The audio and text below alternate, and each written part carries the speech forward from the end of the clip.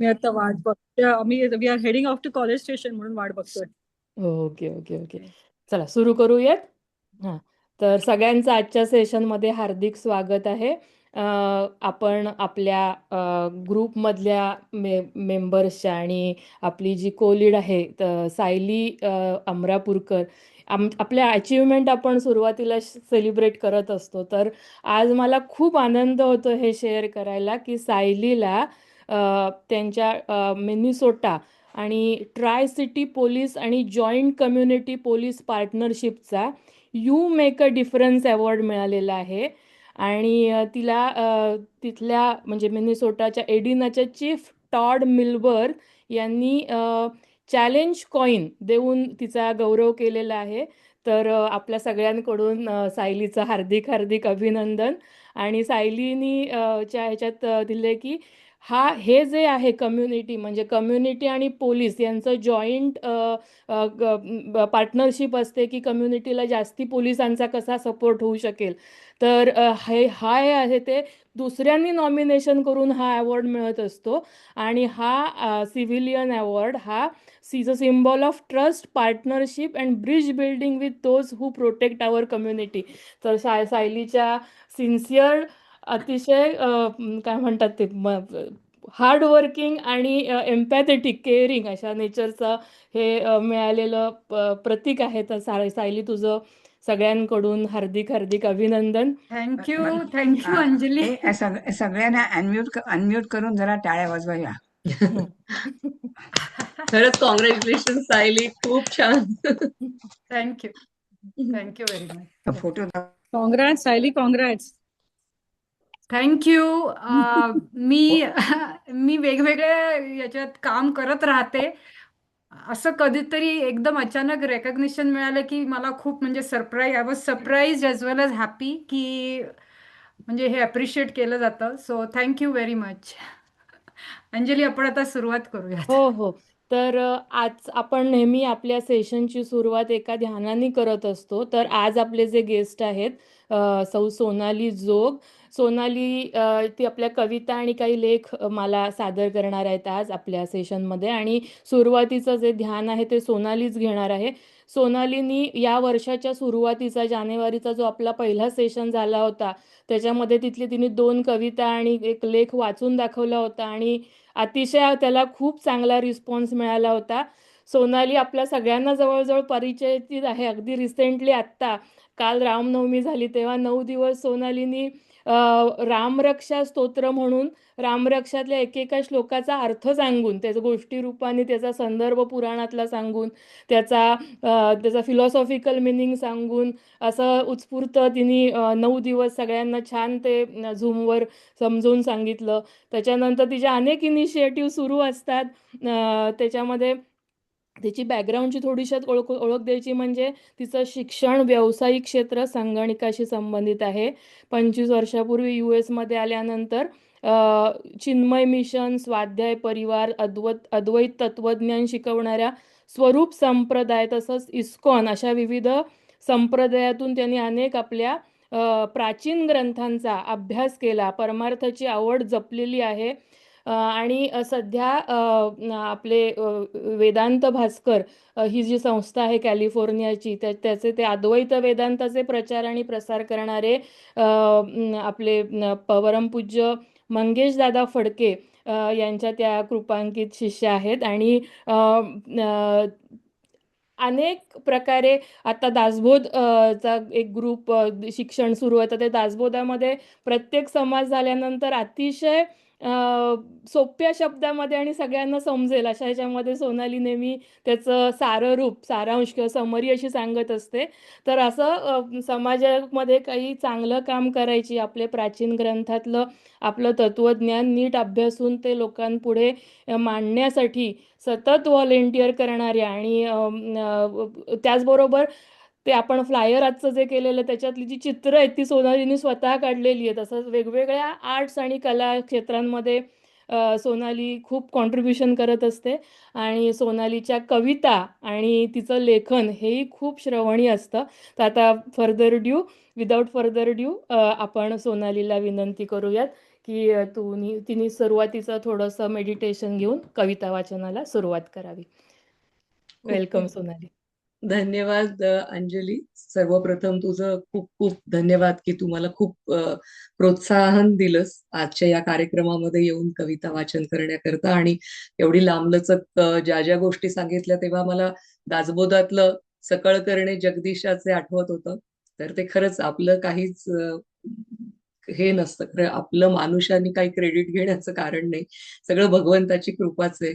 तर आपण आज त्याच्या म्हणजे पारमार्थिक थोड्याशा कविता आहेत म्हणून माझ्या दोन्ही गुरु परमपूज्य वैशेषिका महाराज आणि माझे सद्गुरू परमपूज्य मंगेश दादा फडके यांच्या चरणी मी साष्टांग दंडवत प्रणाम करते.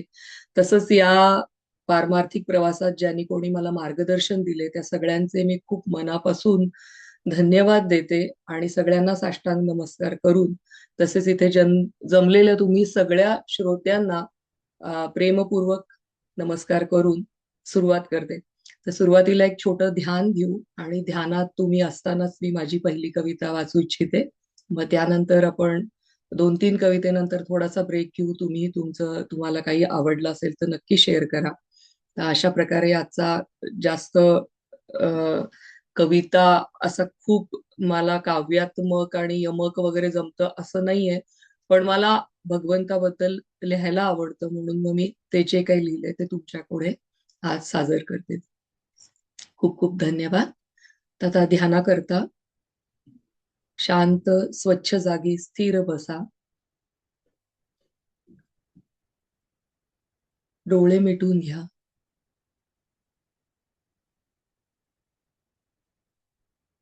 संपूर्ण शरीरातला तुमच्या ताण हळूहळू निघून जातोय याकडे लक्ष द्या.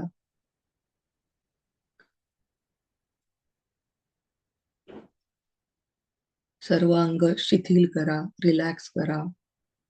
डोळे, पाय,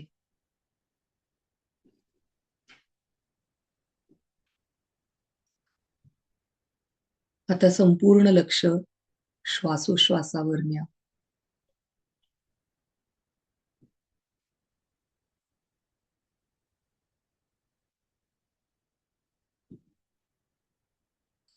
एका लयीत श्वास येतोय आणि जातोय.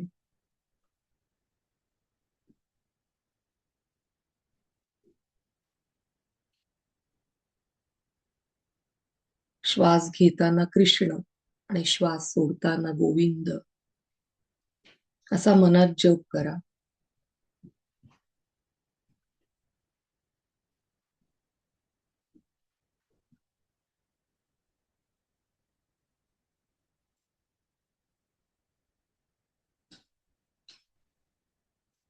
हळूहळू श्वास हृदयात तिथे पोहोचतोय, तिथे अंतरंगामध्ये बघा.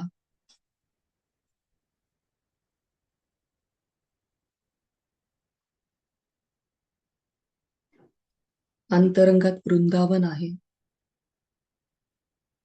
चारही बाजूला हिरवळ, मंद वारा,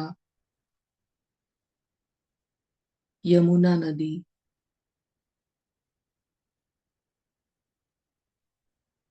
आणि त्या शांत पवित्र वातावरणात एक दिव्य रूप तुमच्या समोर आहे. श्रीकृष्णाचं मेघवर्णीय, श्यामल, शारदेय कमळाप्रमाणे मंगल आणि सुंदर.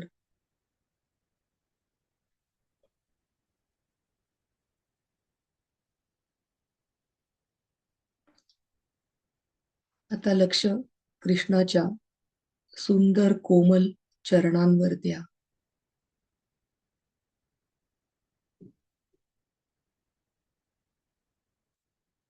निळ्या कमळाप्रमाणे त्याचे ते सुंदर, त्याला चरण कमळच म्हणतात.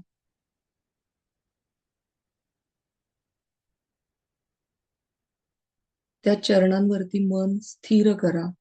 हळूहळू मनातील अहंकार वितळू लागतो.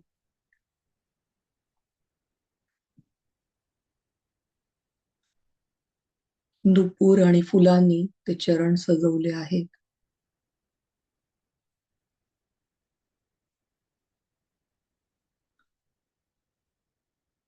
चरणांपासून कटीपर्यंत पिवळा पितांबर, म्हणजे मेघामध्ये सूर्य जसा तळपावा तसा तळपतोय.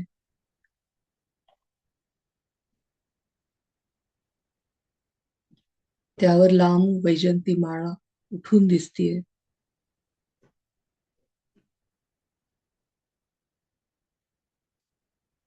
त्या सूर्यदर्शनाने मन अधिकाधिक शांत होत आहे.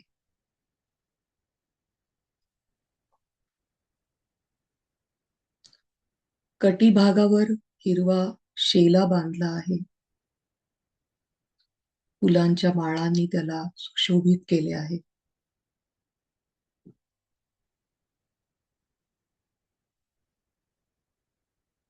मंद वाऱ्यात त्या माळा, तो शेला हलतोय.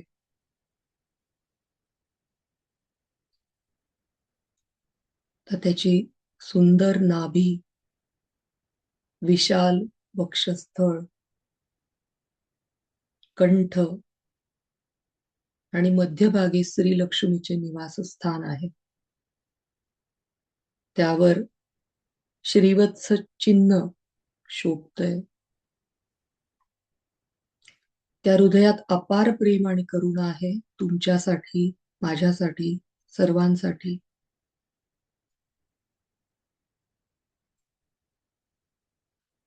त्या सर्वांगाला मोती, हिरे, पाचू याच्या अलंकाराने संपूर्ण अलंकृत केलेलं आहे.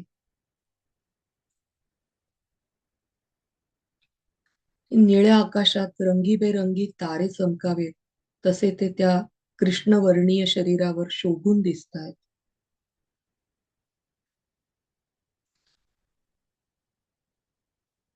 त्यांचा रुंद कंठ नीलवर्णीय आहे आणि त्यावर कौस्तुभमणी झळकतोय.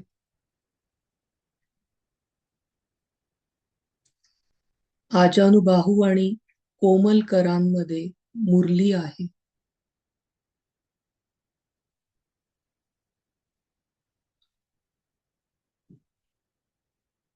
मुरलीवरती सहज तुमचं लक्ष केंद्रित करा आणि त्याच्याने मन अजून पूर्ण शांत होईल.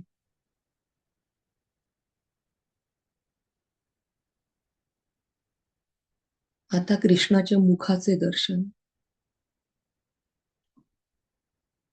चाफ्यासारखे सरळ नाजूक नाक, ओठांवर मोहक गोड स्मित, कपाळावर भव्य तिलक आणि कमलदल स्पर्धी नेत्रम प्रसन्नम, असे कमळाच्या दलाला स्पर्धा करणारे नेत्र. त्या नेत्रांमध्ये करुणा आहे, प्रेम आहे, प्रसन्नता आहे.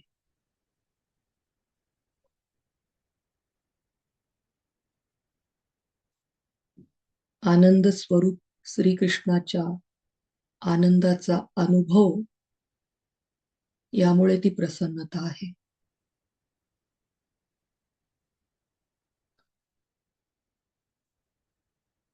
कृष्ण तुमच्याकडे प्रेमाने बघतायत आणि त्यांचा कृपादृष्टी तुमच्यावर होतीये, याचं ध्यान करा.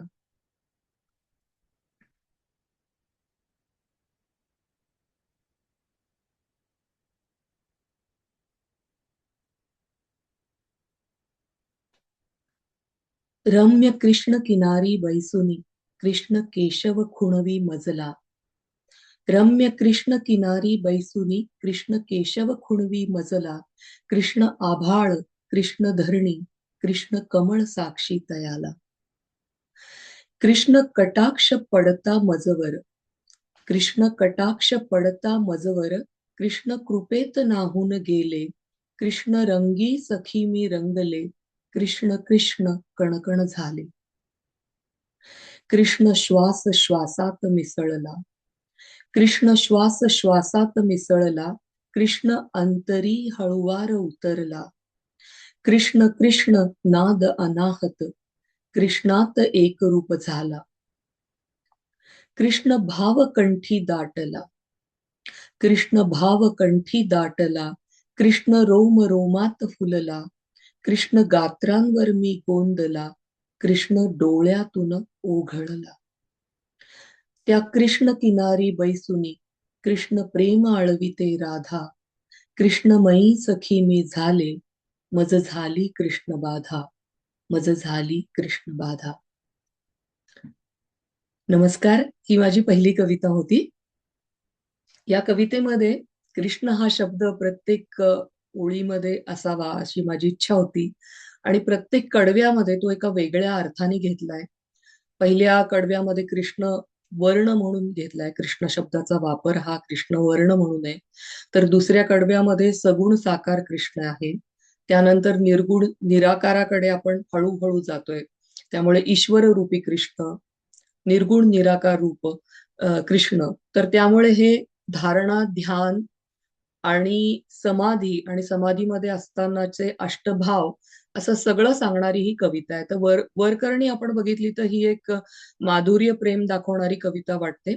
पण यात थोडेसे अजून आत आपण त्याच्यात शिरलो तर ती थोडीशी ध्यान, धारणा, समाधी या वेगवेगळ्या स्थिती सांगत त्या समाधी स्थितीमधले भाव, अष्टभाव एक प्रकारे प्रगट करणारी आणि त्यानंतर एक कृष्णाच्या प्रती, राधेच्या प्रती माझं जे प्रेम आहे ते व्यक्त करणारी कविता आहे. तर मी परत एकदा ती वाचते. वर्ण म्हणून कृष्ण इथे आलाय. रम्य कृष्ण किनारी बैसुनी कृष्ण केशव खुणवी मजला. कृष्ण आभाळ कृष्ण धरणी कृष्ण कमळ साक्षी तयाला.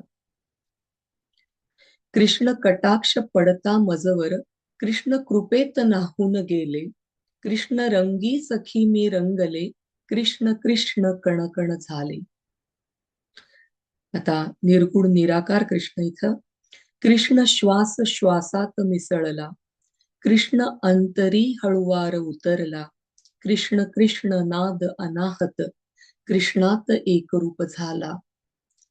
कृष्ण भाव कंठी दाटला. हे अष्टसात्विक भाव आहेत. कृष्ण भाव कंठी दाटला.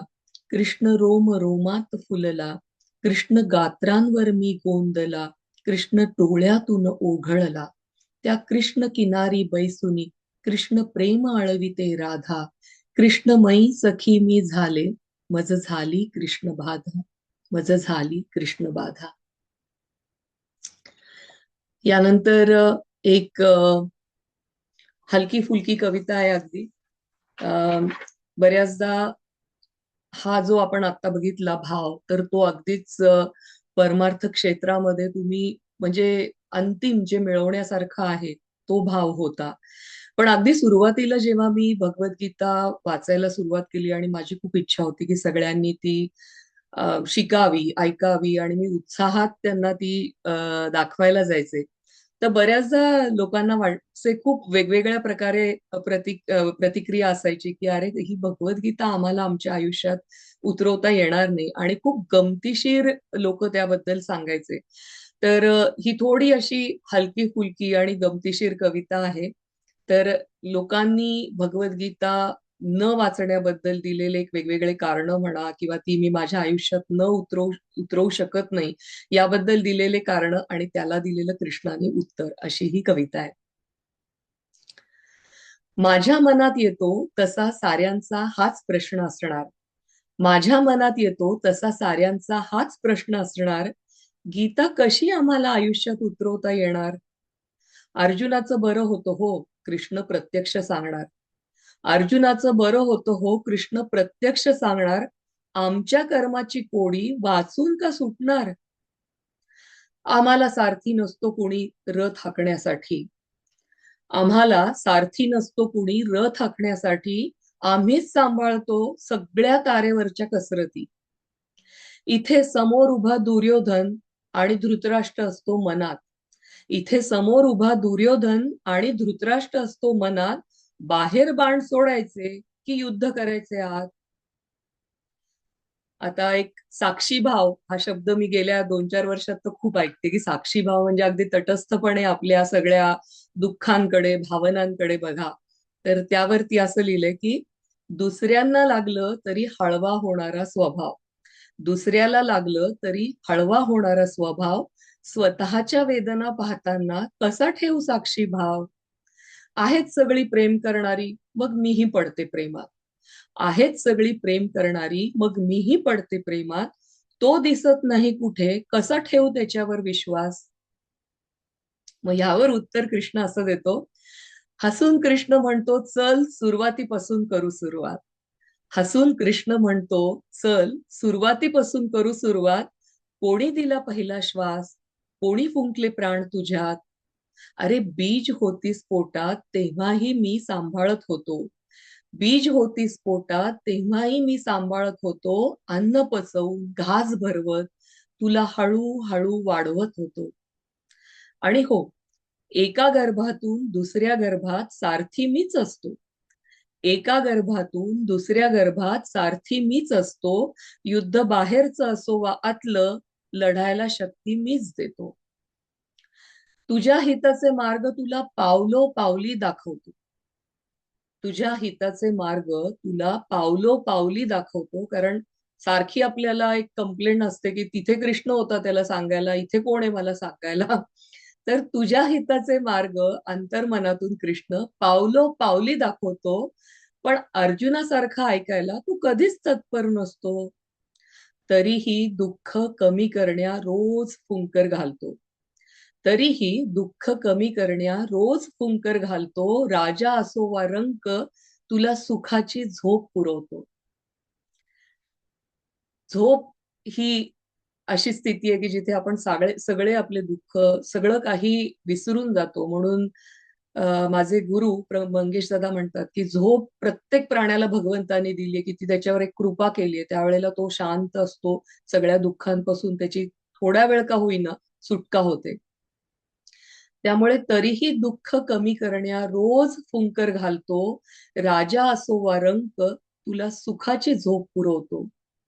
झोपतोस तेव्हा आत बाहेर मीच सगळं सांभाळतो, झोपतोस तेव्हा आत बाहेर मीच सगळं सांभाळतो.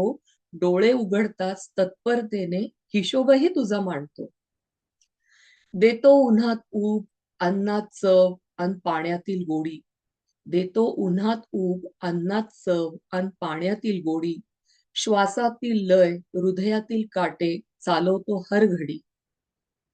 तू दूर करतोस मला तरी सारखा वेश पालटून येतो, तू दूर करतोस मला तरी सारखा वेश पालटून येतो.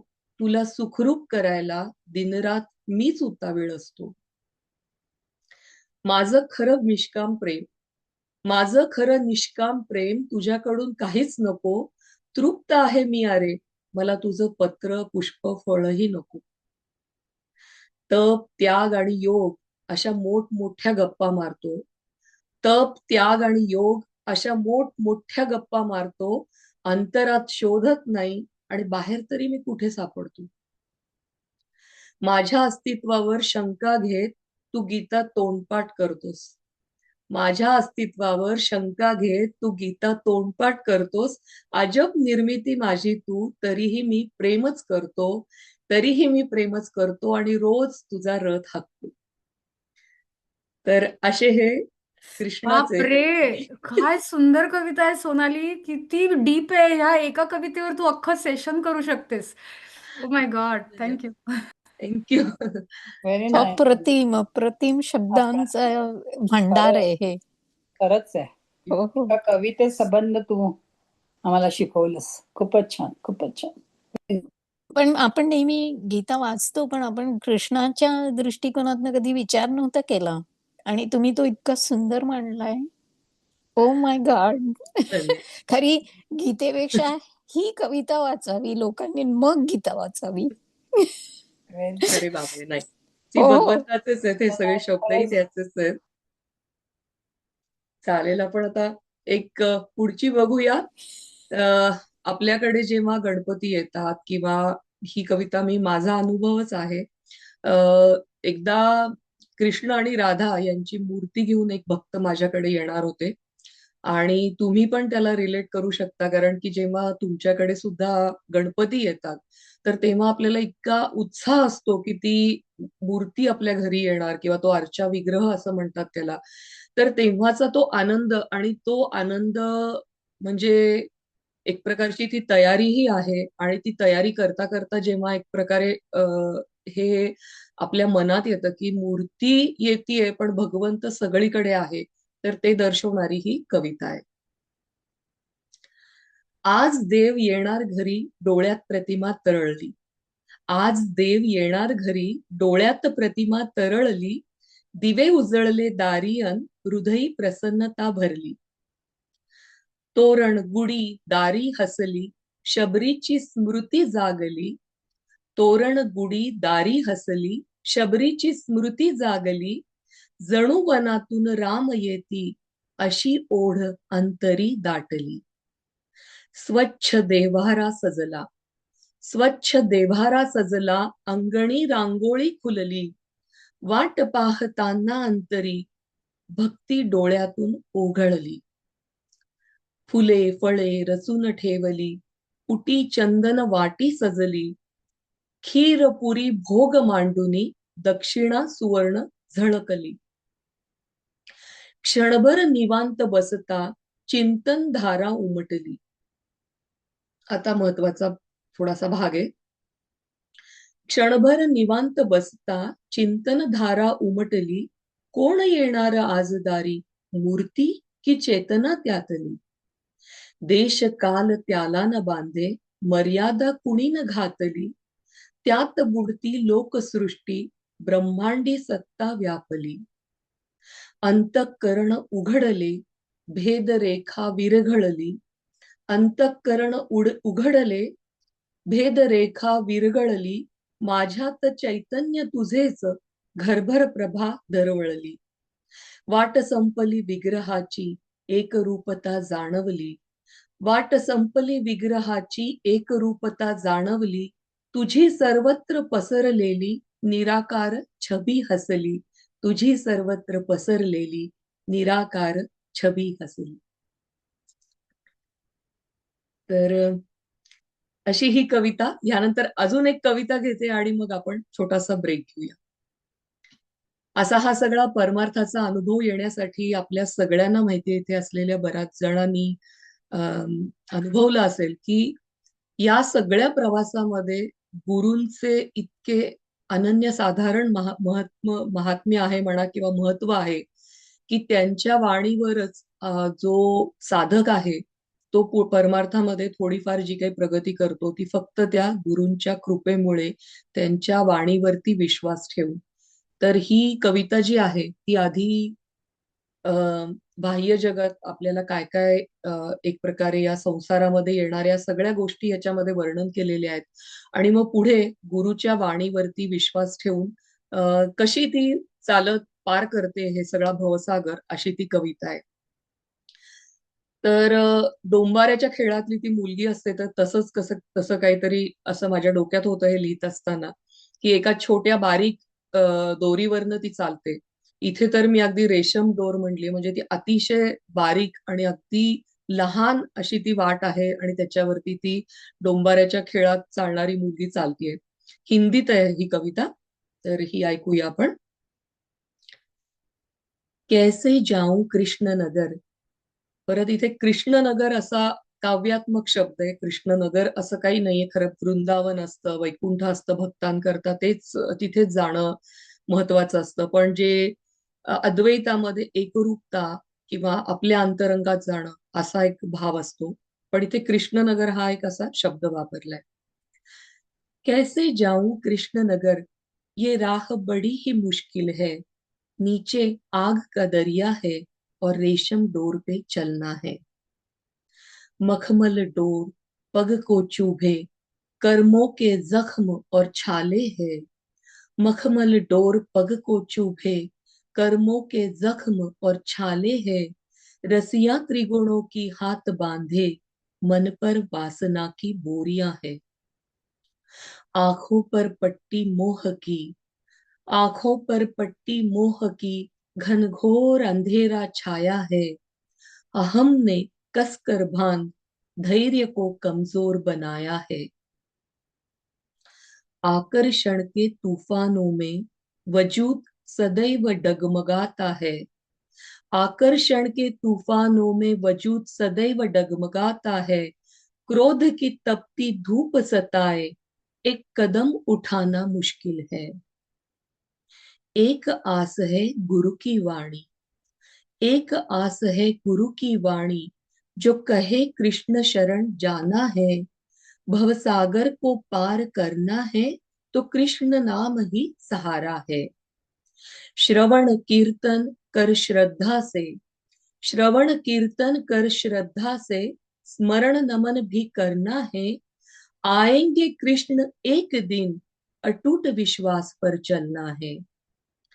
आस्था रख गुरुवाणी पर, कृष्ण नाम बसाए होठों पर, चलो आनंद से रेशम डोर, कृष्ण दिखते हर मोड़ पर, कृष्ण दिखते हर मोड़ पर, भवसागर बना कृष्ण नगर, यह भवसागर बना कृष्ण नगर। खूप खूप धन्यवाद. थांबते मी आता. कोणाला काही तुम्हाला हवं असेल तर एखादी कविता परत म्हणू शकते, किंवा त्याबद्दल काही तुम्हाला विचारायचं असेल तर आता 1-2 मिनिटाचा ब्रेक घेऊ म्हणलं. खूप खूप छान. म्हणजे अगदी तू कृष्णमयच झालेली दिसते आणि आम्हाला पण आता त्या मार्गाला नेलेलं आहेस. खूप छान झालं. दादांची सगळ्यांना आशीर्वाद आहेत. Very nice. दादांचे ब्लेसिंग्स दिसतात. ती परत त्या पहिल्या 2 कवी म्हणजे म्हणशील ते गीत भगवद्गीतेचं कृष्णाचं आणखीन ते उत्तर कृष्णाने दिलेलं ते हा तू म्हणते तसं आपल्या सगळ्यांना ते खूप लागू आहे आणि तो विचार केला पाहिजे की खरंच तो आपल्या बरोबर आहे. ती जाणीव करून देते ती तुझी कविता. बरोबर आहे. मला तू या म्हणजे पब्लिश केल्यात का? काही केल्यात पण काही नाही पब्लिश केल्यात. म्हणजे आहे एक माझं पेज फेसबुक वरती, पण तिथे सगळ्या आध्यात्मिक नाहीये, थोड्या वेगळ्या कविता सुद्धा आहेत. आणि नाही, ही जी कृष्णावरची कविता आहे ती तू जर अशी रील बनवला त्याचा, तू स्वतः ती म्हणत असताना, तर खूप छान वाटेल.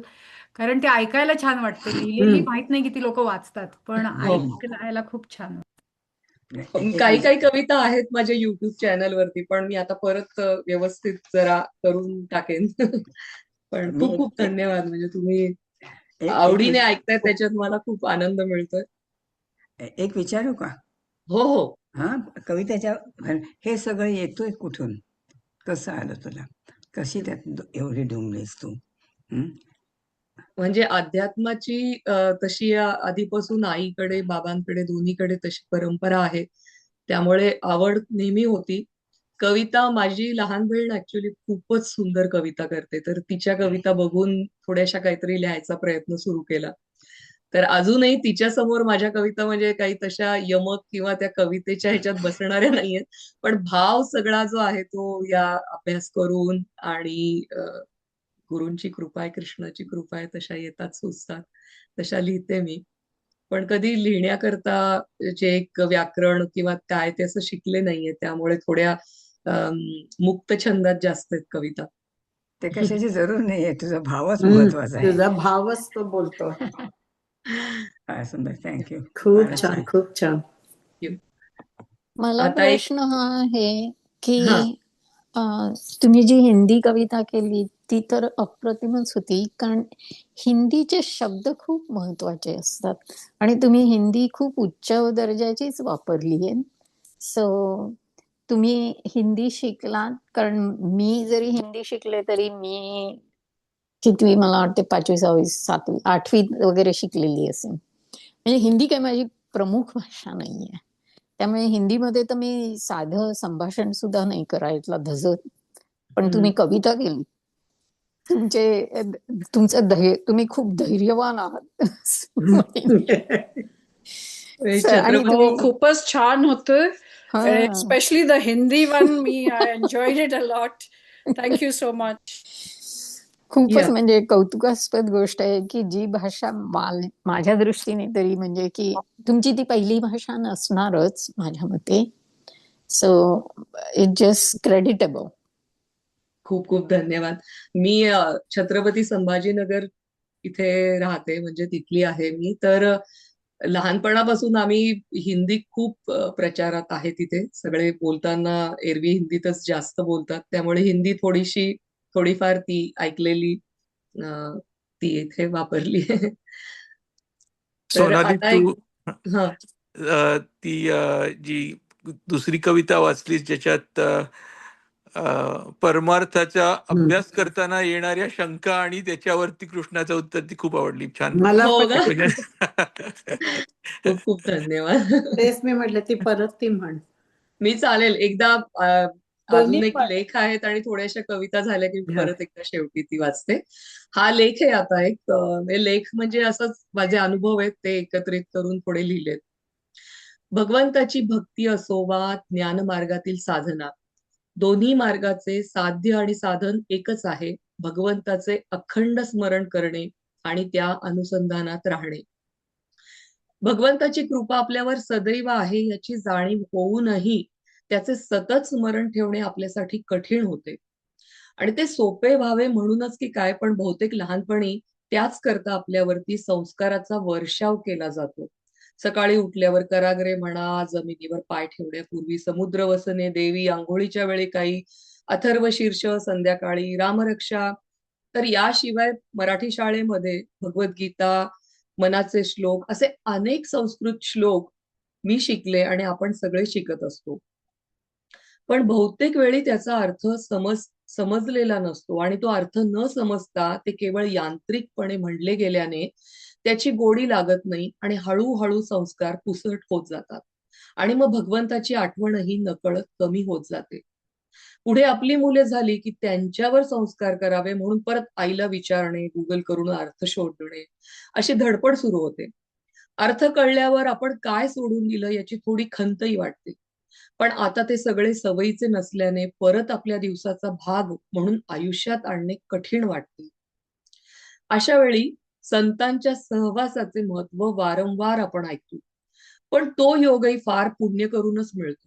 त्यामुळे अगदी क्वचितच असे घडते. असा माझा प्रयत्न चालू असताना 2 साध्या आणि अगदी गंमतशीर घटना घडल्या आणि भगवंताचे स्मरण करणं माझ्याकरता सोपं करून गेल्या. त्याचं असं झालं की भारतातून आलेल्या आईला घेऊन आम्ही पहिल्यांदाच जवळच्या वॉलमार्ट मध्ये गेलो.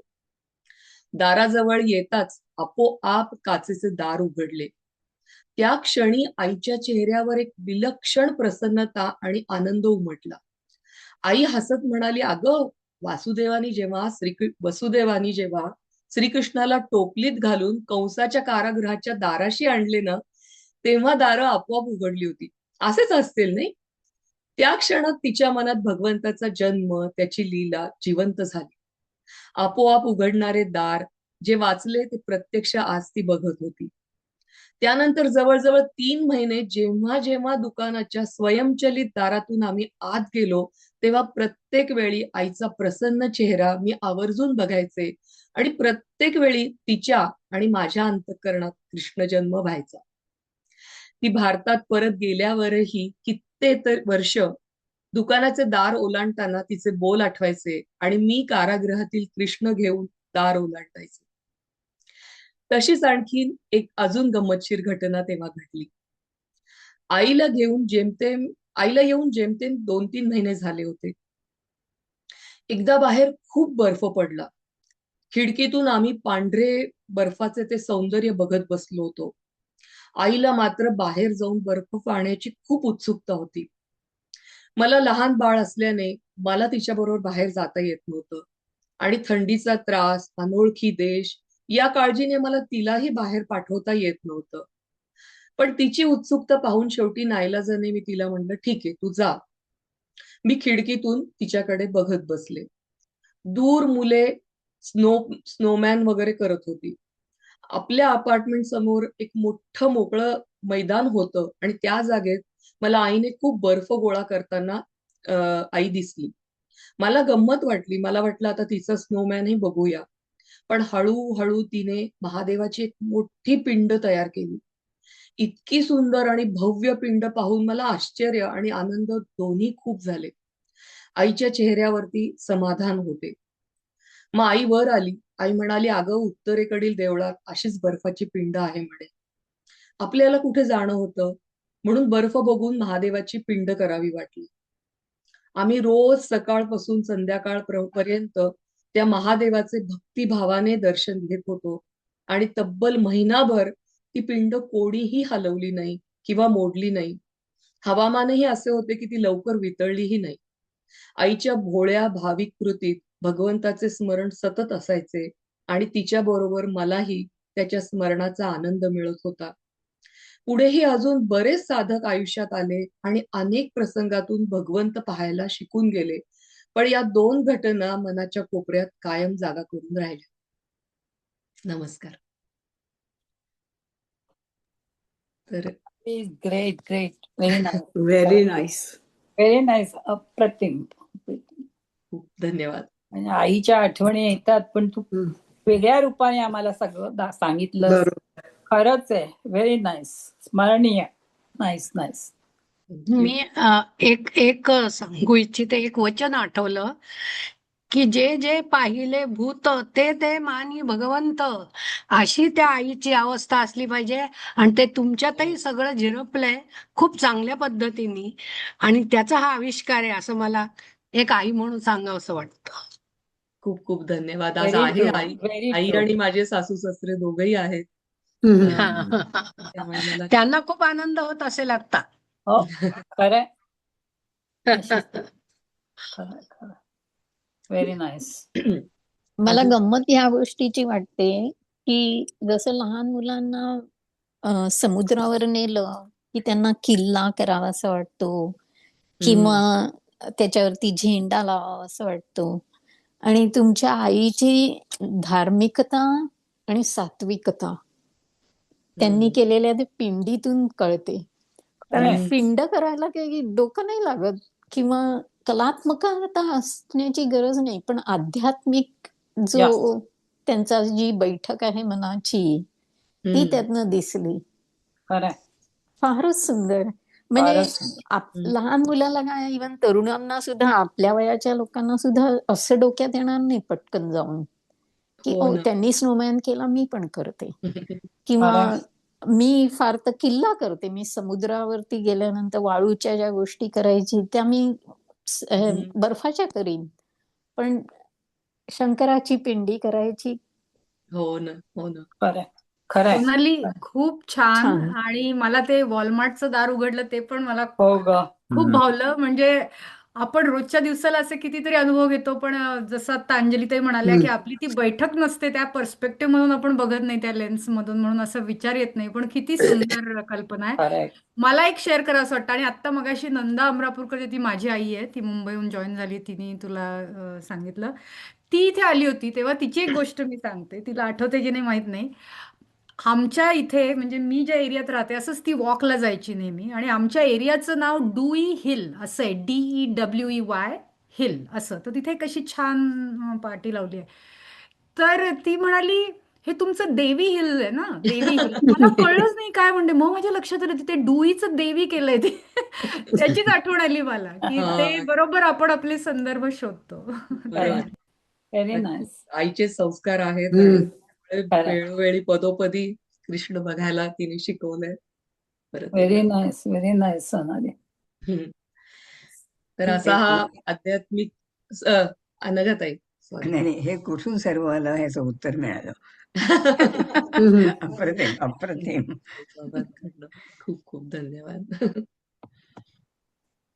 पुढची ऐकवते कविता. आता ही कविता मी लिहिली होती तेव्हा करुणाष्टके त्याचा अभ्यास करत होते, आणि तेव्हा मला असं वाटलं की माझ्याही मनाची स्थिती अशी होती किंवा ज्या करुणेने स्वामी समर्थांनी करुणाष्टके लिहिलेत, तर तसा हातबल बऱ्याच वेळेला साधकांना होतो. त्यांना वाटतं की मी किती प्रयत्न करतेय, पण किती मी प्रत्येक वेळेला अडखळतीये या पथावर, आणि मग तेव्हा ते हाक मारतात. तर तशा सुरामध्ये ती कविता आहे. पण नंतर एकदा माझ्या बऱ्याच कविता अशा असायच्या की त्यात थोडंसं मला हे जमत नाही, मला ते जमत नाही असं सांगणाऱ्या त्या कविता होत्या. तर एकदा माझे सद्गुरू म्हणले की तू काहीतरी अशा आनंद देणाऱ्या कविता लिही. तर त्यानंतर मी याच कवितेला, पहिले मी तुम्हाला ओरिजिनल कविता वाचून दाखवते आणि नंतर मला असं वाटलं की या प्रत्येक माझ्या मनाच्या अवस्थेला संतांनी कुठे ना कुठेतरी काहीतरी लिहून ठेवलंय. कोणाचे अभंग आहेत, तर प्रत्येक माझ्या एक कडवं आहे त्याला उत्तर म्हणून त्या संतांनी लिहिलेल्या त्यांच्या अभंगातील एक जोड अशी दिली आणि मी माझ्याच मनाला समजवतीये की त्या संतांकडे जाऊन शिक म्हणजे हे कमी होईल, त्या संतांकडे जाऊन शिक. तर असं या कवितेमध्ये प्रयत्न आहे. तर पहिले आपण माझी ओरिजिनल कविता जी आहे ती मी वाचून दाखवते. अंतःकरणाचा माझ्या घडी निश्चय ढळतो, अंतःकरणाचा माझ्या घडी निश्चय ढळतो, कसे गुंतवू तुझ्यात मनाला तो विषयांमागे धावतो. आप्त जनांचा राग त्यास, आप्त जनांचा राग त्यास, अनुराग मर्त्य देहाचा, व्यर्थ साम दाम दंड अन प्रयत्न सावरण्याचा. धावणे धर्म मनाचा, धावणे धर्म मनाचा, कसे बांधू सुसाट वाऱ्याला, मुठीत वाळू आवळता, सांडे ओलांडून पंचकाला. परत वाचते हा. धावणे धर्म मनाचा, धावणे धर्म मनाचा, कसे बांधू सुसाट वाऱ्याला, मुठीत वाळू आवळता, सांडे ओलांडून पंचकाला. श्रद्धा व्यभिचार करू पाहे, नाम जिभेवरून गळते, सैर भैर वादळ जागी, कसे तेलवातीस जपावे.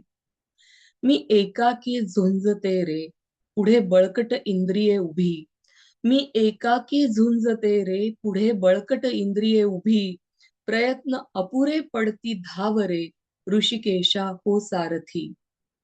तूच उचलून घे रे देवा, शक्तिहीन तुझ्या दासीला, तूच उचलून घे रे देवा, शक्तिहीन तुझ्या दासीला, तूच आवर सावर आता, तुझ्या ह्या शरणागत दासीला, तुझ्या ह्या शरणागत दासीला, शरणागताला. माझ्या गुरूंनी मला शरणागता हे नाव दिले. ज्या द्वैतातल्या संप्रदायामध्ये मी म्हणजे त्यांचा गुरुमंत्र घेतला तेव्हा तिथे नाव सुद्धा बदलायची एक पद्धत असते. तर त्यांनी माझं शरणागता देवी दासी म्हणजे शरणागत आलेल्या प्रत्येकांची दासी असं नाव दिले. तर ते या कवितेमध्ये आहे. आणि आता आपण असं ह्या कवितेला उत्तर त्या संतांच्या ओव्यांमधनं अशी ती माझी पुढची रचना बघू. सुरुवातीला मी म्हणत होते की अंतःकरणाचा माझ्या घडी निश्चय ढळतो, अंतःकरणाचा माझ्या घडी निश्चय ढळतो, कसे गुंतवू तुझ्यात मनाला तो विषयांमागे धावतो. आणि त्याला उत्तर आता मीच माझ्या मनाला देतेय की नारायण विषय ज्यांचा तुकोबांशी विषय करतू. नारायण विषय ज्यांचा, तुकोबांचं खूप सुंदर एक अभंग आहे की भक्त ऐसे जाणा जे देही उदास, गेले आशापाश निवारून, विषय तो त्यांचा झाला नारायण. म्हणजे विषय म्हणजे प्रत्येक कानाला नाकाला आपल्या जे ज्या इंद्रियांना जे आकर्षित करतं बाहेरच्या जगातनं त्याला विषय असं म्हणतात. तर तुकोबांनी त्यांचा विषयच नारायण झाला. तुकोबा म्हणतात की ज्यांचा विषय नारायण झालाय तर त्यांचे सगळे आशापाश आपोआप सुटून जातात. तर म्हणून नारायण विषय ज्यांचा त्या तुकोबासी विषय करतू, आशापाश तुझे सोडूनी दृढ निर्धार दे मनासी तू. दुसरा कडवं होतं, आप्तजनांचा राग त्यास, अनुराग मर्त्य देहाचा, आप्तजनांचा राग त्यास, अनुराग मर्त्य देहाचा, व्यर्थ साम दाम दंड सारे अन प्रयत्न सावरण्याचा. याच्यावर परत मनाला उत्तर आहे, स्वजन जनधनाचा कोण संतोष समर्थ पुसती, स्वजन जनधनाचा कोण संतोष समर्थ पुसती, सहज शमदम साधूनी जोड नाळ हृदयस्थ रामी, जोड नाळ हृदयस्थ रामी. धावणे धर्म मनाचा कसे बांधू सुसाट वाऱ्याला. धावणे धर्म मनाचा कसे बांधू सुसाट वाऱ्याला. मुठीत वाळू आवळता सांडे ओलांडून पंचकाला. मुठीत वाळू आवळता सांडे ओलांडून पंचकाला. आणि हीच परिस्थिती अर्जुनाची सुद्धा आहे 6व्या अध्यायात. तर ज्ञानेश्वरीमध्ये खूप सुंदर ती ओवी आहे, ती तशीच घेतलीये. तरी अभ्यासाच्या बळे आणि वैराग्याच्या सोहळे चित्त सर्वथा स्थिर होईल हेची माऊलीचे आश्वासन. तरी अभ्यासाच्या बळे आणि वैराग्याच्या सोहळे चित्त सर्वथा स्थिर होईल हेची माऊलीचे आश्वासन.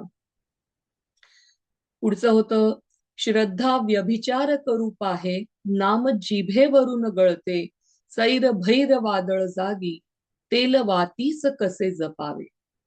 आणि त्याला उत्तर आता नामदेवांचा अभंग आहे, सगळ्यांनाच माहितीये. अमृताहुनी गोड नाम नामदेव चाखुनी सांगे. अमृताहुनी गोड नाम नामदेव चाखुनी सांगे. गोडी जिभेस जेव्हा कळे नामनिष्ठा वादळ सोसे. तसं मीच माझ्या मनाला बजावून सांगतेय ह्याच्यामध्ये की गोडी जिभेस जेव्हा कळे नामनिष्ठा वादळ सोसे. मी एकाकी झुंजते रे पुढे बळकट इंद्रिये उभी. मी एकाकी झुंजते रे पुढे बळकट इंद्रिये उभी. प्रयत्न अपुरे पडती धावरे ऋषिकेशा हो सारथी. तर याला आता जनाबाईंचं खूप सुंदर एक अभंग आहे आणि याचा एक मतितार्थ असा म्हणून मी घेतलाय की जनाबाईंनी आवडल्यावरती पांडुरंग येतो, पण माझ्यासारख्यांनी नाही. पण म्हणून मी जनाबाईंची आठवण काढली तर त्याच्या मागोमाग आपोआप पांडुरंग येईल आणि इंद्रिय मुकाट्याने चालायला लागेल. तर अशा अर्थाचं हे उत्तर आहे. आळविता जनाबाई विठाई पाठी उभी राहे. आळविता जनाबाई विठाई पाठी उभी राहे. तू जनीची होता दासी इंद्रिय मुकाट चालू लागे. तू जनीची होता दासी इंद्रिय मुकाट चालू लागे. आणि शेवटचं, तूच उचलून घे देवा शक्तिहीन तुझ्या दासीला. तूच आवर सावर आता तुझ्या ह्या शरणागत दासीला. तुझ्या ह्या शरणागताला. आणि त्यावर लिहिलंय, जनी नामदेव आळवी. जनी नामदेव आळवी दास तुका हाक देई. जनी नामदेव आळवी दास तुका हाक देई. ज्ञाना मुक्ताई बोलवी धावे भक्तासाठी विठाई. दासी त्यांची होऊनी पूर्ण होते शरणागती. दासी त्यांची होऊनी पूर्ण होते शरणागती. वचन त्यांचे ऐकूनी शक्ती सापडे तुझ्या ठाई. शक्ती सापडे तुझ्या ठाई. शक्ती सापडे तुझ्या ठाई.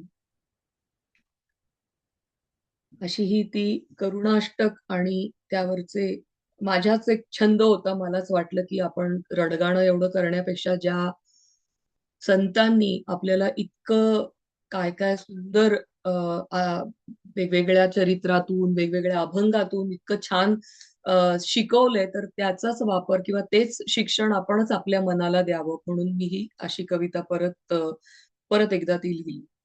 आता अजून एक ही खूप खूप जुनी, म्हणजे अगदी महाभारत जेव्हा सिरियल वगैरे बघायचो आपण, लहान होतो आम्ही तेव्हा, त्याच्यानंतर बरेच वर्ष ती डोक्यात सतत असायचं ते महाभारत. तर तेव्हा एक कविता लिहिली होती, तर त्याला मी अशातच पूर्ण केलं. तर ती कविता वाचून दाखवते.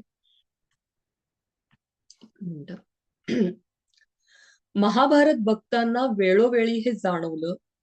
महाभारत बघताना वेळोवेळी हे जाणवलं, ह्यातल्या प्रत्येक पात्राला मी केव्हा तरी जगलो. महाभारत बघताना हे वेळोवेळी जाणवले, ह्यातल्या प्रत्येक पात्राला मी केव्हा तरी जगले. भीष्मासारखे हृदय माझे कर्तव्य प्रेमात घुटमळले. भीष्मासारखे हृदय माझे कर्तव्य प्रेमात घुटमळले. एकाच्या सुखाकरता मी भविष्याला बळी चढवले. एकाच्या सुखाकरता मी भविष्याला बळी चढवले. धृतराष्ट्रासारखे मीही आकांक्षाचे झाड लावले. धृतराष्ट्रासारखे मीही आकांक्षाचे झाड लावले. फळे विषारी चाखताना मग नियतीला दोष दिले. गांधारी सारखे नेत्र असूनही नेत्र झाकून जगले. गांधारी सारखे नेत्र असूनही नेत्र झाकून जगले. लाचार स्वतःच्या अस्तित्वावर क्षणोक्षणी झुरले. दुर्योधनासारखे स्वार्थीही मी वेळोवेळी झाले. दुर्योधनासारखी स्वार्थीही मी वेळोवेळी झाले. शकुनीच्या कारस्थानाचा प्यादा बनून हरले. कर्णासारखे निस्वार्थीपणे कवचही काढून दिले. कर्णासारखे निस्वार्थीपणे कवचही काढून दिले. सामर्थ्य सिद्ध करण्यात अनमोल काही हरवून बसले. द्रौपदी सारखेच अपमानाचे निखारे धगधगते ठेवले. द्रौपदी सारखेच अपमानाचे निखारे धगधगते ठेवले. शिक्षा देण्या दुःशासनास महाभारत घडवले. आता इथे मला नंतर ही जाणीव झाली की द्रौपदी किंवा भीष्म यांच्या खऱ्या त्या भूमिकांकरताच ते योग्य होतं.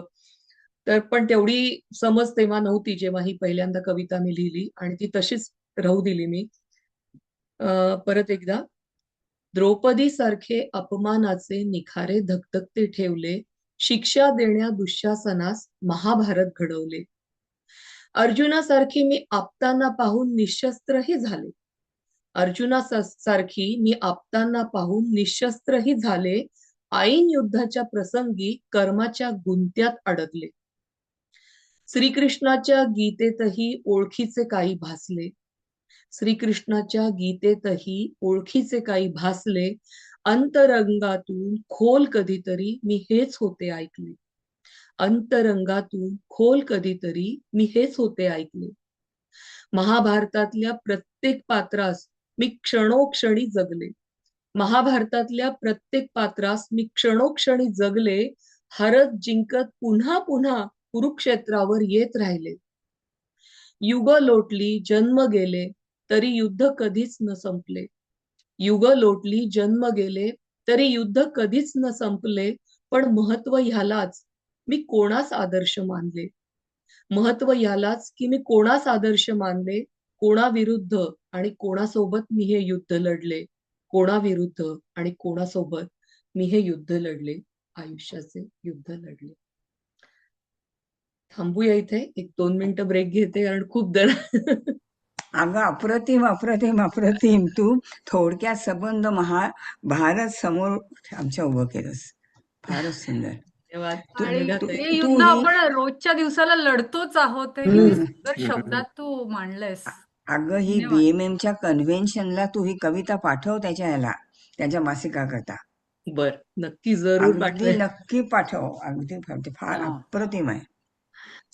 आणि मी 1 मिनिट बोलू काय? युट्यूब चॅनल सुरू कर बस. चॅनल आहे 1 माझं. मिनिट बोलू काय सायली? हो हो हो. बोला. हा. आता एक एक छान छान कविता ऐकतोय आपण अध्यात्माच्या. तर तुम्हाला एक रिक्वेस्ट आहे संयोजकांना की मला 1-2 मिनिटाचा वेळ मिळेल का? 20व्या वर्षी केलेली कविता वाचून दाखवायची आहे. हो हो. माझी जुनी वय आहे. 70 सालची आहे ही. याच्यातल्या 2 कविता छोट्या छोट्या मी वाचून दाखवते. बरं 1 मिनिट आई, आपण ना शेवटी आधी सोनालीचं होऊन जाऊ दे आणि सगळ्यात शेवटी मग तू वाच. चालेल. मला वाटलं ब्रेक मध्ये होऊन जाईल म्हणून म्हंटल तर काही हरकत नाही. तुम्ही सांगाल तेव्हा. बर, ओके. चालेल. ओके. माझ्या 2 कविता आणि 1 लेख आहे. तर जेवढं होईल तेवढं, पण आम्हाला तुमच्याही ऐकायला नक्की आनंद आवडेल. तर मी आता ते घेऊन संपू शकते. मग आपण ओपन करूया. तर आधी 1 लेख घेते कारण खूप कविता झाल्या आता. 1 मिनिट. तर हा पण परत 1 लेख म्हणजे परत एक अनुभवच आहे. अनन्यश्चिंतयन्तो माम असा त्याचं मी नाव दिले. यावर्षी पुन्हा एकदा हिमवादळ आले आणि मनाच्या कोपऱ्यात 25 वर्षापूर्वीचा एक जुना प्रसंग अलगद जागा झाला. तो चेहरा आता आठवणीत धूसर झाला असला तरी त्या घटनेने मनावर केलेले कोरलेले संस्कार आजही तितकेच जिवंत आहेत. मी 1 मिनिट, हे काहीतरी इकडे नोटिफिकेशन कशाचं आहे ते बघते. सॉरी, त्याचा डिस्टर्बन्स होतोय मला.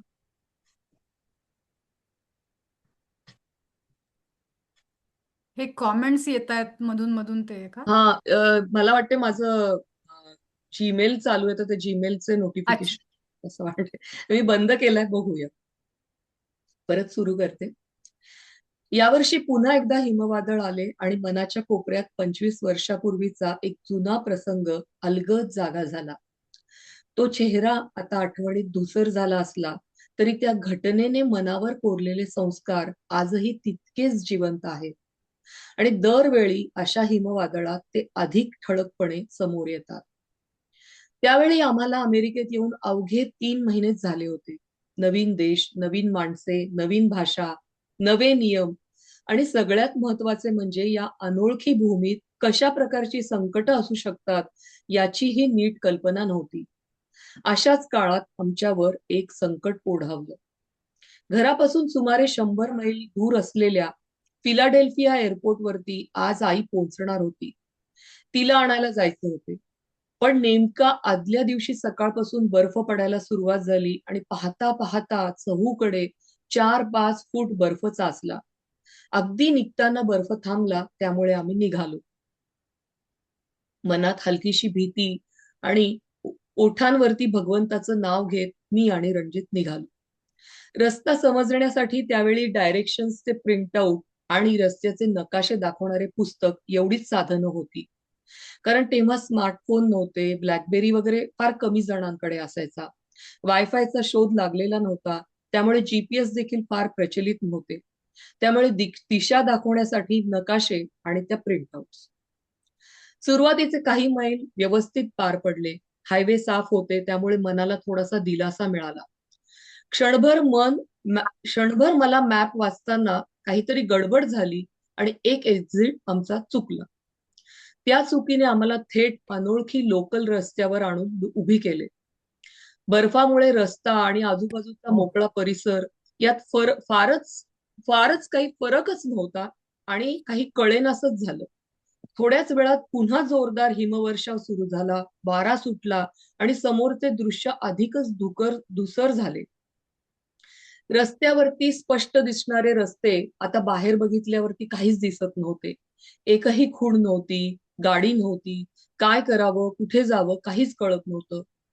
आपण रस्त्यावरून जातोय का नाही हे सुद्धा कळायला मार्ग नव्हता. सुरुवातीला आम्ही एकमेकांना धीर देत होतो, पण आतून भीती खोलवर शिरत चालली होती.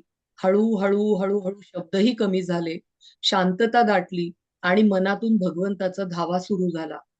शेवटी कुठे जातोय हे न कळल्याने आम्ही गाडी थांबवली. दूरपर्यंत एक चिटपाखरूही दिसत नव्हतं. सूर्य हळूहळू पश्चिमेकडे जात होता. वेळ हातातून निसटत चालला होता. मनात विचारांची गर्दी उसळली. आई एअरपोर्टवर आली असेल, आम्ही वेळेवर दिसलो नाही तर काय होईल. माझा 9वा महिना सुरू होता. अशा अवस्थेत हे धाडस केल्याने घरचे सगळे रागवतील का? पण त्याआधी इथून बाहेर कसे पडणार? शेवटी सगळे विचारही थांबले. अंतःकरण फक्त एकाच दिशेला वळले, भगवंताकडे. कृष्णा, नेहमीसारखा ये आजही, मनातल्या मनात अखंड हाक सुरू होती. पण वेळ जसा जसा सरकत होता तसा तसा धीरही ढळू लागला. अखेर शब्द ओठांवर आलेच. रडवेल्या आवाजात म्हटले, आता ये बाबा, काय ही परीक्षा? तुझ्याशिवाय यातून आम्हाला कोणीच बाहेर पडू शकणार नाही. लवकर ये. माझा रडवेला आवाज ऐकून रणजितही अधिक कावरा भावरा झाला. आम्ही दोघेही जेमतेम 25-26 वर्षाचे होतो. त्या क्षणी पूर्णपणे हतबल झाल्यासारखे वाटत होते. आणि तेवढ्याच समोरच्या आरशात एक प्रकाश चमकला. मागून येणाऱ्या गाडीच्या हेडलाइट्सचा तो प्रकाश होता. त्या क्षणी तो प्रकाश इतका आनंद देणारा वाटला की आमची नुकतीच सुरू केलेली हळूवार जाणारी गाडी आम्ही पटकन थांबवली आणि हात दाखवून ती जी पिकअप ट्रक होती तिला थांबवलं. गाडी थोडी पुढे जाऊन थांबली. अनोळखी देश, निर्जन रस्ता. अशा वेळी आपल्या गाडीतून उतरायचे म्हणजे धाडसच होते, पण पर्याय नव्हता. रणजित खाली उतरला. बर्फामुळे फार जवळ जाता येत नव्हते, म्हणून त्या ट्रक मधील व्यक्ती खाली उतरली. साधारण 25-26 वर्षाचा अमेरिकन तरुण होता, गोरा, उंच. त्याने रणजितचं बोलणं लक्ष देऊन ऐकलं. एक शब्दही न बोलता तो पुन्हा गाडीत वाकला आणि काही क्षणातच हातात लॅपटॉप घेऊन बाहेर आला. त्या परिस्थितीतही मनात माझ्या एक विचार चमकून गेला की इतक्या बर्फात, इतक्या निर्जन रस्त्यावरती लॅपटॉप घेऊन, आणि त्या काळी तर वायफाय नसल्याने कसा त्याचा वापरही फारसा व्हायचा नाही. सॅटेलाइटद्वारे कनेक्शन वगैरे असं काहीतरी ऐकलं होतं, पण प्रत्यक्ष अनुभवही नव्हता. तो त्या लॅपटॉपवरती काय करणार असा प्रश्नही पडला. पण बहुधा त्याने काहीतरी नकाशा उघडला असावा. शांतपणे त्यात पाहिले आणि अगदी सहजतेने, आत्मविश्वासाने पुढची दिशा दाखवली. आम्ही मनापासून त्याचे आभार मानले आणि गाडी पुढे नेली. मागे पाहिले तर तो ट्रक तिथेच उभा होता. आम्ही नीट जाताना बघत होता. जणू काही फक्त आम्हाला मदत करायला तो तिथे आला होता. वातावरणही असे होते की अवघ्या 5 मिनिटात ते हेडलाईटचा प्रकाश कुठल्या कुठे नाहीसा झाला आणि उगाच मनात आले की अदृश्य वगैरे झाला असेल का तो. त्याने दाखवलेल्या दिशेने आम्ही थोडे पुढे गेलो आणि खरंच हायवे सापडला. काही वेळातच दूरवर एअरपोर्टचे दिवे दिसले आणि मनावरचे दडपण हळूहळू कमी झाले. आईला पाहताच सगळा ताण बाहेर पडला. आनंद, भीती आणि कृतज्ञता सगळे एकाच वेळी उसळले. मी अक्षरशः हुंदके देत रडत होते.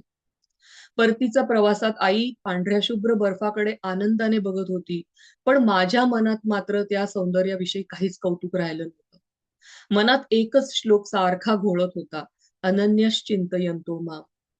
4 वर्षापूर्वी हा श्लोक पहिल्यांदा वाचला होता आणि खूप आवडला होता. आज त्याचा प्रत्यय आला. मी मनात म्हणलं, मी अनन्य भक्त नाही, तरीही तो आला. असं झालं असेल का? म्हणजे कोणाच्याही हाकेला तो धावून जात असेल का? म्हणजे जाऊ शकतो, कारण त्याच्यावर कोणाचीच बंधनं नाही. पण या श्लोकात म्हटलेलं आहे की अनन्यश्च चिंतयन्तु माम.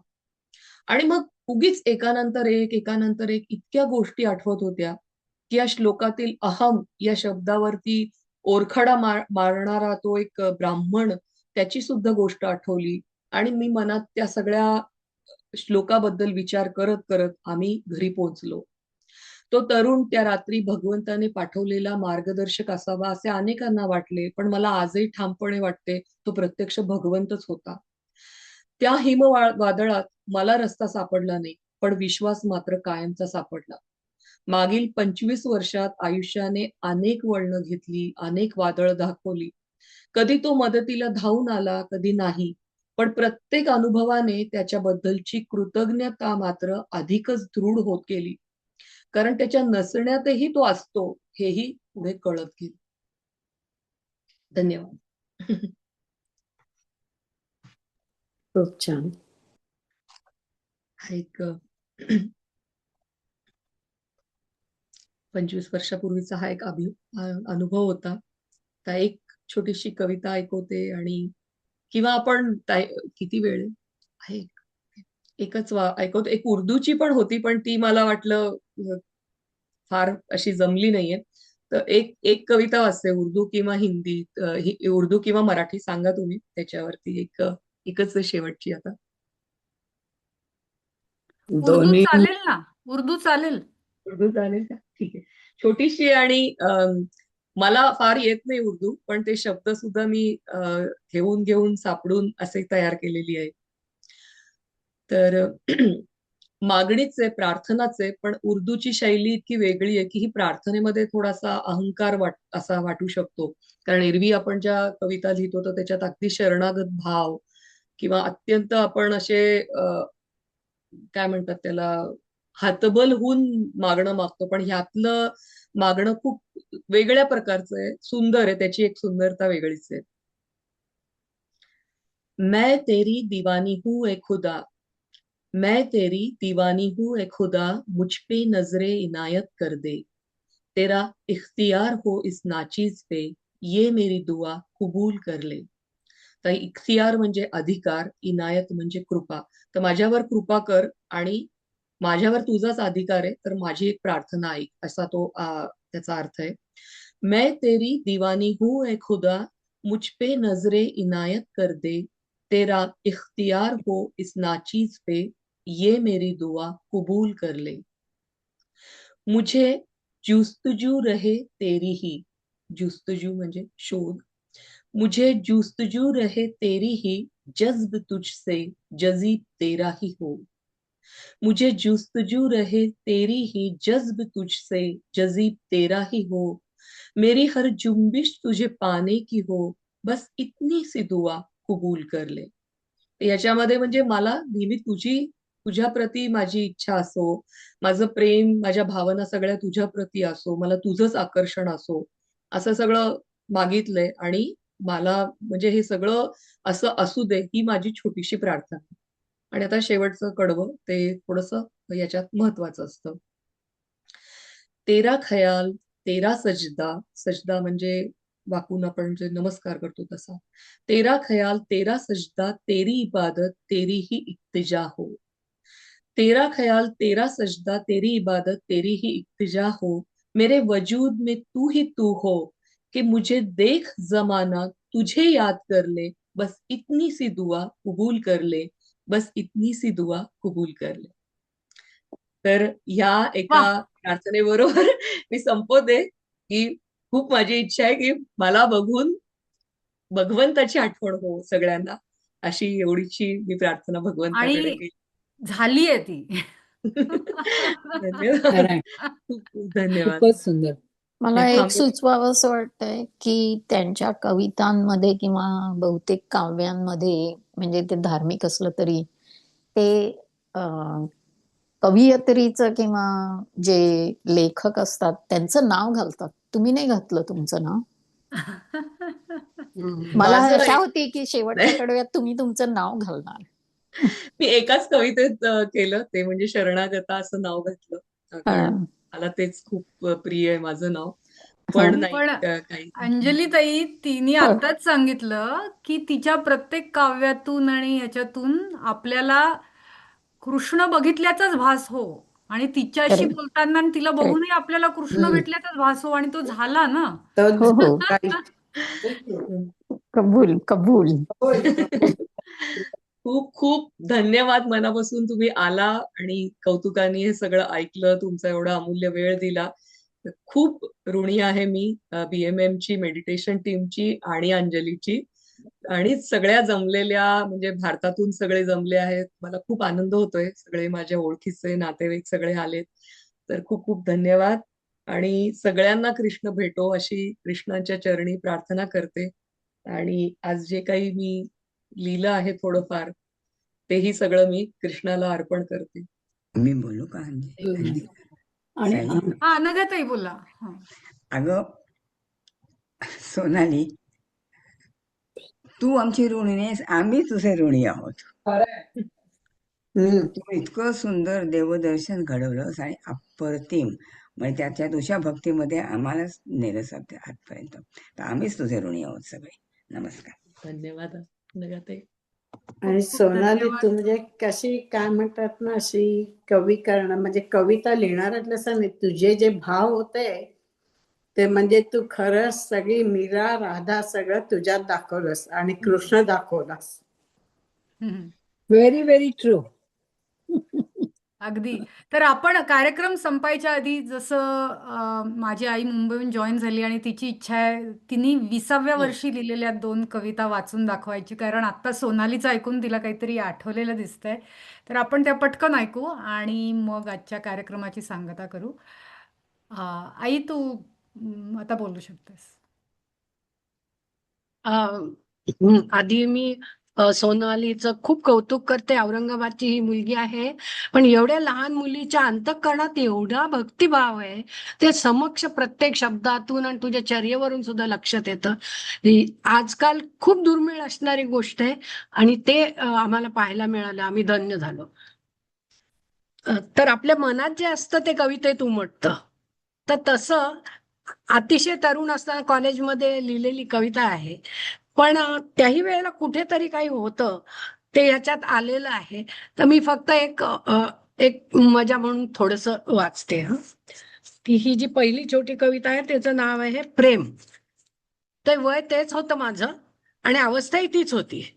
त्यावेळेला लिहिलेल्या कवितातली ही एक कविता आहे. वात्सल्याचा घुंगुरवाळा खेळत खेळत बाळ वाढते, ममतेची अन मंगल लेणी लेऊन त्याचे शैशव सजते. आपुलकीच्या संस्कारातून साकारून ये उन्नत मीपण, यशस्वितेचा कलश घेऊनी मिरवित हसवित आले यौवन. यौवनात जरी मनात शिरते चोर पावली वेडी प्रीती, पावित्र्याच्या साफल्याची उत्कटतेने ये अनुभूती. आयुष्याच्या मध्यान्नीही सात्विकतेच्या मोहक गेही, प्रेमच वसते एक अनामिक लहर लाघवी असते तीही. कातरवेळी आयुष्याच्या त्या शिखरावर सुखतृप्तीच्या उदात्ततेच्या अथांगतेतून प्रेमच झरते अध्यात्मातून. आणि अचानक एके दिवशी पुन्हा जायचे त्याच्या पाशी, ऐहिकते ते त्याजुनिया प्रेमी त्याच्या गुंतुनिया.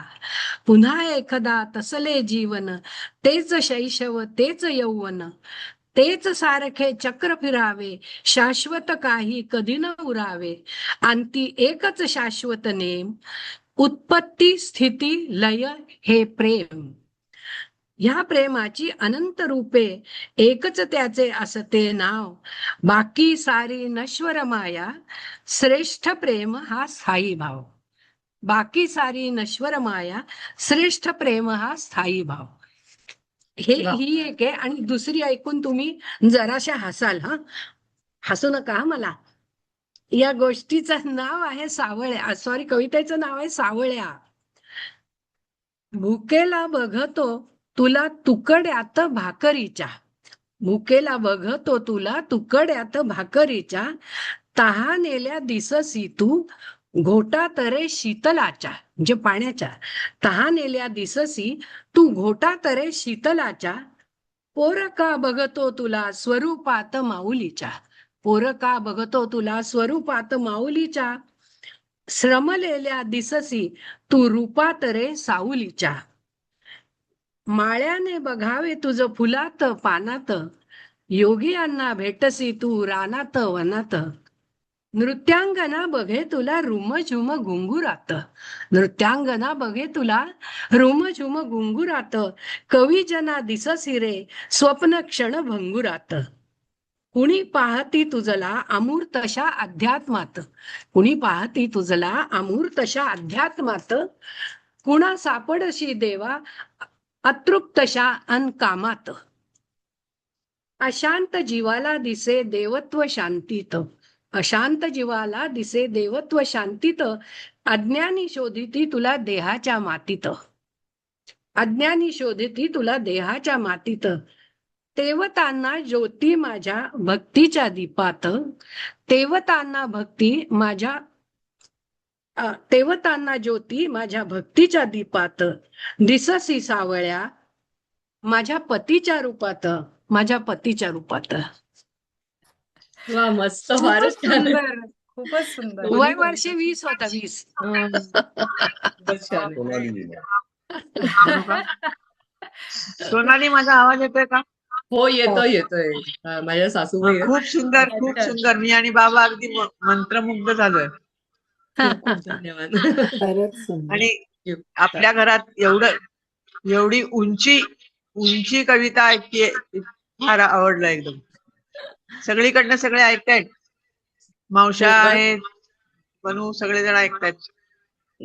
Very good, very good. Keep it up. Thank you काकू, सगळेजण जॉईन झाला. खूप मस्त वाटतंय. भगवंताची कृपा आहे. खरंच आहे. आई, खूप छान कविता आहे. तुझा व्हिडिओ ऑन नाहीये फक्त आई, त्यामुळे तू दिसत नाहीयेस. हो पण अगं, मी खूप प्रयत्न केला पण ते आज झालाच नाही. म्हटलं काही हरकत नाही, आपण नाही, आपला आवाज तर ऐकू जातोय ना सगळ्यांना. तेवढं पुष्कळ आहे. पण खूप छान आहे. आणि तुझ्याही कवितांचं आपण वाचन करूया. तुझ्याकडे खूप लिहिलेल्या कविता. नाही, एवढ्या ग्रेट नाही आहेत त्या. सायली, एक केव्हा मिनिट तरी मी बोलू लिहिलेल्या का? आहेत ग. मी भावना बोलते. बोला भावनाताई, बोला. मी म्हंटल नंदाताईंना नमस्कार माझा, तुझ्या आईला नमस्कार. एक तर, आणि कविता खूप छान, खूप आवडली. आणि दुसरं म्हणजे मला सोनालीला सांगायचंय, तिची जी उर्दू कविता होती ना सोनाली, हॅलो. हा, हा त्याच्यामध्ये एक शब्द आणि एक ओळ तू ऍड करू शकते. सांगू का तुला? हो हो सांगा अगदी जरूर. ओके. या खुदा. ओके. हम्म, या खुदा मुझे जद्दोजहद से हम्म. जद्दोजहद से जद्दोजहद से इनकिलाब बख्श दे. बर ओके. या खुदा जद्दोजहद से इनकलाब बख्श दे. जद्दोजहद से इनकिलाब बख्श दे. म्हणजे हे देवा, मला ह्या सततच्या स्ट्रगल, भक्तीसाठीच्या स्ट्रगल मधून मुक्ती दे आणि मला तुझी भक्ती दे. चालेल, छान आहे, व्हेरी खूपच छान आहे. Very nice Mansi. उर्दू म्हणून सांगितलं. हो हो नको नको ऍड करू, पण मी तुला नुसतं सुचवते. नाही, पण खूप छान, खूप खूप धन्यवाद. बघ जद्दोजहद सोनाली म्हणजे तू रोजचं स्ट्रगल जे असतं आपल्याला हो ना. अचीव करायला, आपलं गोल, हम्म, त्याला हम्म. जद्दोजहद म्हणतात उर्दू हो मध्ये. हो हो हो. ओके. वा, जद्दोजहद से. व्हेरी थँक्यू, नाईस माझं व्हेरी ऐकलं. छान छान. थँक्यू छान आहे. सायली, मला बोलू दिलं. आणि नंदाताई, तुम्हाला नमस्कार. खूप नमस्कार. खूप छान. बघ सोनाली, तू किती लोकांना इन्स्पायर करतेयस त्यांच्या परत जुन्या पुन्हा कविता किंवा नवीन कविता करण्यासाठी सुद्धा. तर भावन हो, भावनाताईंना आता सांगावं की तुम्ही उर्दू मध्ये ती कम्प्लीट करा कविता. बरोबर. तर खूप खूप धन्यवाद. आणि आजची रविवारची सकाळ खूपच छान गेलेली आहे आणि बऱ्याच लोक इन्स्पायर होऊन आता त्यांचं त्यांचं काहीतरी क्रिएटिव्ह करतील. आणि तू नक्की तुझं हे लिहिलेलं पब्लिश कर. नुसतं BMMच्या थ्रूच नाही तर इतर ह्याच्या थ्रू सुद्धा, कारण मग जास्त लोकांना त्याचा उपभोग घेता येईल आणि ऐकता येईल. आणि खूपच खरंच मेडिटेशनसाठी खूप सुंदर कविता आहेत. तर सायली, थँक्यू. रेकॉर्डिंग करणारच? तुझी हो, हे रेकॉर्डिंग मी पाठवणार आहे, पण तू तुझी ती एक फक्त जी कृष्णाची कविता आहे त्याचा आम्हाला व्हिडिओ करून पाठवशील? हो हो, सगळ्यात पहिली का ती पहिली जी ती जी कृष्ण आपल्याला कृष्ण, उत्तर देतो ना. अच्छा ती कविता, बर, हा माझ्या मनात येतो तो. बर, हा. चालेल, हा ती तर नक्की पाठवेल. म्हणजे मग सगळ्यांना परत एकदा छान अशी नुसती कविता ऐकायला आवडेल. हो आणि आपली वेळ झालेली आहे, तर आज आता आपण इथेच थांबूयात. पुन्हा भेटूयात नेहमीप्रमाणे पुढच्या रविवारी. आणि पुढच्या रविवारी स्टेसी, जी पूर्वी पण आली होती आपल्या प्लॅटफॉर्मवर, ती मेडिटेशन सेशन घेणार आहे आणि ती ग्रॅटिट्यूड या विषयावर बोलणार आहे. तर आपण पुन्हा भेटूया पुढच्या आठवड्यात. नमस्कार. चालेल. नमस्कार सायली, थँक्यू.